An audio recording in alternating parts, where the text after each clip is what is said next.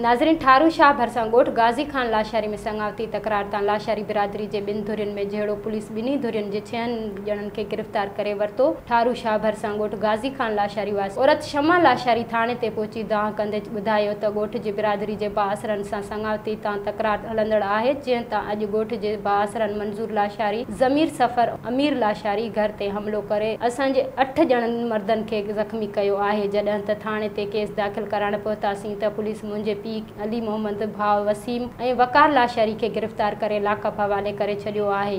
Police मूंखे बे धक्का ॾेई थाणे मां कढी छॾियो। हिन चयो त मर्द बे असांजा ज़ख़्मी थिया आहिनि। पुलिस गिरफ़्तार बे असांखे करे रही आहे। फौरी तौर गिरफ़्तार कयल मर्द आज़ाद कया वञनि। जॾहिं त राब्तो करण ते SHO ठारू शाह रहम वासवाणो ॿुधायो त लाशारी बिरादरी जे 2 धुरियुनि में झेड़ो थियो आहे ऐं 2 धुरियुनि जे 6 ॼणनि खे गिरफ़्तार करे मामले जी जांच करे रहिया आहियूं।